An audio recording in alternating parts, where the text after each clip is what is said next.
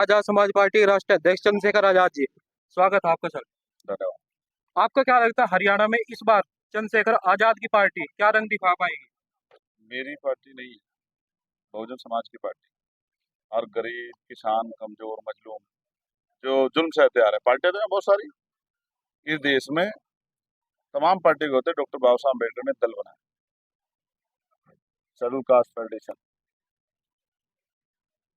Labour party of India, RPI. क्यों बनाया? क्योंकि इन दलों के जरिए हमारे लोगों का भला नहीं हो सकता। तो हमें अपने लोगों में लीडर तैयार करने हैं कि वो जाके विधानसभा में अपने अपने समाज की, अपने क्षेत्र की, कमजोर समाज की, मुस्लिम समाज की, दलित समाज की, पिछड़े वर्ग के लोगों की, किसानों की, मेरे वर्ग के लोगों की आवाज उठा सकते। तो मेरा ये भरोसा है कि जिस तरह से हमने मेहनत की है और हमारे दोनों प्रत्याशी, चाहे सडोरा हो या रादो, जिस तरह से, या जगाधरी हो, जिस तरह से वो लोग मेहनत कर रहे हैं, जनता उनको आशीर्वाद देगी, उनको अपनी सेवा करने का मौका देंगे। आप इस बात को समझो, बाबा साहब अम्बेडकर ने ये वोट का जो राइट दिया, इसका प्रयोग लापरवाही से नहीं कर सकते, गैर जिम्मेदार से नहीं कर सकते। क्योंकि ये ऐसा नहीं कि अगर आपने कोई सामान खरीदा 100 रुपए का या 1000 रुपए का और वो सामान अच्छा नहीं हो तो आप वापस कर देंगे, कोर्ट में चले जाएंगे। ये तो आप ये समझिए कि 5 साल बाद दोबारा ही मौका मिलेगा, इसके खिलाफ कहीं नहीं जा सकते। तो इसलिए एक वोट हथियार के तरह यूज करना है कि अपने 5 साल अपने बच्चों के भविष्य का ध्यान रखते, अच्छी एजुकेशन, अच्छी हेल्थ सिस्टम, रोजगार की सुविधाएं, और महंगाई से निजात, और जो बुनियादी समस्या क्षेत्र की हैं उन पे जो है उन परेशानियों का हल हो। और आम जनता जिस तरह से आज नौची जा रही है, लूटपाट हो रही, हत्या हो रही, बलात्कार हो, ये तमाम तरह की परेशानियां खत्म हो, इस बात को ध्यान में रख के वोट करनी पड़ेगी। भाजपा कांग्रेस का यह कहना है कि चंद्रशेखर आजाद यूपी से वोट काटने के लिए हरियाणा में आए हैं।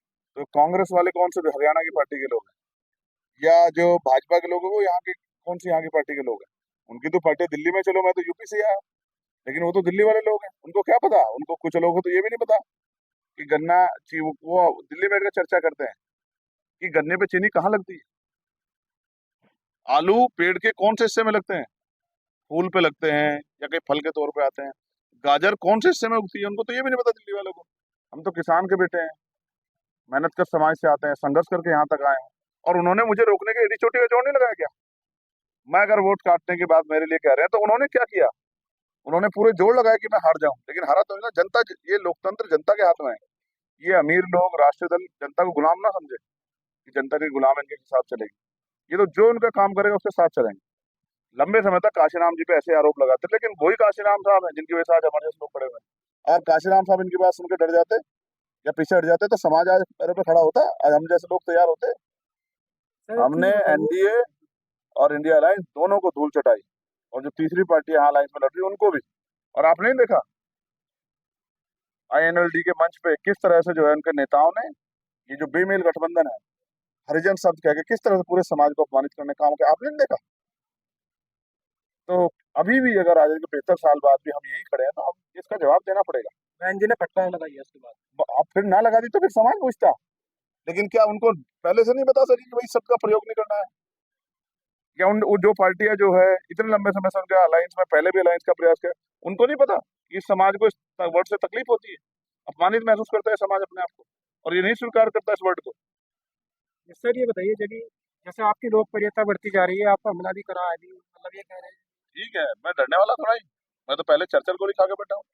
मौत तो एक दिन आएगी, इसलिए अपने लोगों के अधिकारों के लड़ाई थोड़ा ही लड़ना बंद कर दूंगा। लड़ता रहूंगा, मेरे पास सोहेल लड़ेगा, मनदीप लड़ेगा, नए लोग तैयार हो रहे हैं, कमल वालिया जी, तमाम लोग हैं। अगर मेरे जैसा एक आदमी चला जाए तो क्या फर्क पड़ेगा? जी सर, आप बहुजन आंदोलन पे समाज फर्क के नहीं हो। पड़ता है। मेरी बात को आप याद रखना, आंदोलन तो चलता रहेगा। विनय दन सिंह है, रविंद्र भाटी है, लीडरों की कमी थोड़ी, अमित कसाना है, लीडरों की कमी थोड़ी, सोमनाथ प्रजापति है। अगर एक चंद्रशेखर जाएगा तो लाइन लगा के चंद्रशेखर तैयार है। ये कहा जा रहा है कि जो दुष्यंत चौटाला की पार्टी है उनके साथ आपने गठबंधन कर लिया है, जिसके खिलाफ लहर चल रही है हरियाणा में। तो दुष्यंत तो उसका हिस्सा थे सरकार का, असली नुकसान तो भाजपा ने किया, तो भाजपा के लोग चुनाव क्यों लड़ रहे हैं? वो कह रहे हैं कि किसानों के भाजपा के खिलाफ लोग तो कह रहे हैं कि वो सरकार बनाने का वादा कर रहे हैं। यहाँ कानून नहीं बने थे, जो 3 कृषि कानून वो दिल्ली में बने थे, और बहुत सारे ऐसे नेता हैं जिन्होंने वोट दिया था उस समय, और वो आज कांग्रेस के साथ मिलकर चुनाव लड़ रहे हैं। मैं फिर आपसे कहता हूँ, हमें रोकने के लिए 100 साजिशें होंगी। जब 6 महीने दुष्यंत चौटाला सरकार में नहीं थे, अब तो क्या सरकार गिर गई थी क्या? सरकार तो फिर भी चली है। भाजपा जोड़ तोड़ की राजनीति करती है। जितने निर्दलीय लोग हैं आप देख लेना इस बार भी, अगर वो जीत जाएंगे सब भागेंगे भाजपा की तरफ को। इस बात की क्या गारंटी है कि दुष्यंत चौटाला दूसरी बार फिर भाजपा में शामिल नहीं हो उनका पाएंगे? हाथ किसने पकड़ रखा है इस बार, आपको नहीं पता?